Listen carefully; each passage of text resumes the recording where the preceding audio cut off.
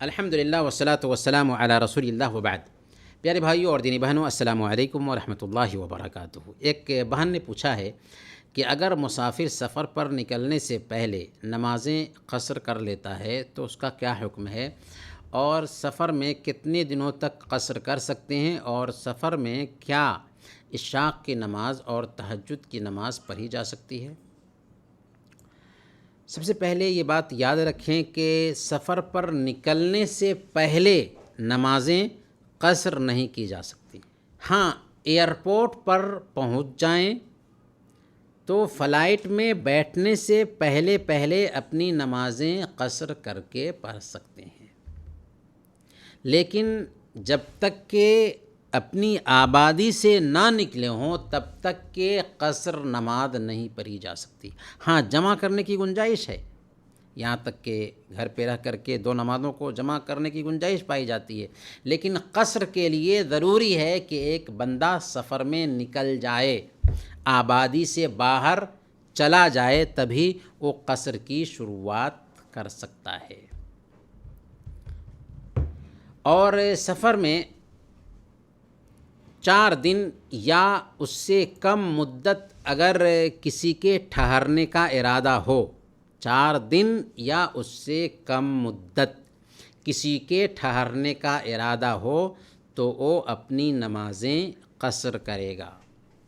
اگر 4 دن سے زیادہ، 5 دن یا اس سے زیادہ ٹھہرنے کا ارادہ ہے تو پھر اس کو نمازیں مکمل پڑھنی ہوں گی، کیونکہ وہ مسافر نہیں رہا۔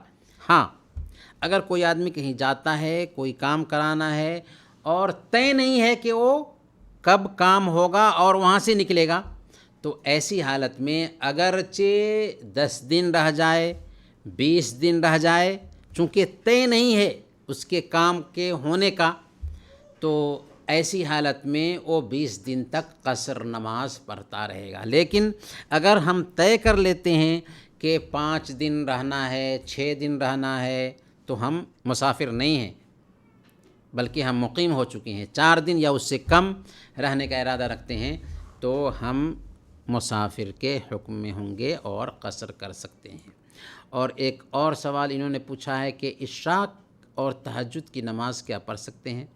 دیکھیں، سفر میں سنت نمازیں معاف ہیں۔ کیا ہے کہ اسلام چونکہ آسان دین ہے اور سفر میں پریشانی ہوتی ہے، دقت ہوتی ہے، تو اسی آسانی کو سامنے میں رکھتے ہوئے سنت نمازیں معاف کر دی گئی ہیں، لہذا سنت نمازیں نہیں پڑھنی چاہیے۔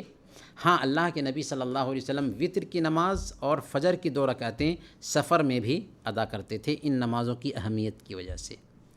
اسی طریقے سے اگر کسی کا وظیفہ ہے، ہمیشہ وہ وظیفہ اختیار کیا کرتا، جیسے کوئی آدمی تہجد کی نماز سے ہمیشہ پڑھتا تھا تو وہ سفر کی حالت میں بھی پڑھ سکتا ہے۔ اسی طریقے سے کسی کی عادت ہے اشراق کی نماز پڑھنے کی تو وہ سفر کی حالت میں بھی اشراق کی نماز پڑھ سکتا ہے۔ البتہ جو سنت نمازیں ہیں عام طور پر ان میں چھوٹ ہے، رخصت ہے، اور اللہ کے نبی صلی اللہ علیہ وسلم کی حدیث ہے ان اللہ یحب ان یؤتی رخصہ کما یکرہ ان تؤتی معصیتہ، کہ اللہ تعالیٰ اس بات کو پسند کرتا ہے کہ اس کی رخصت کو اپنایا جائے جیسے اس بات کو ناپسند کرتا ہے کہ اس کے گناہ کا کوئی کام کیا جائے۔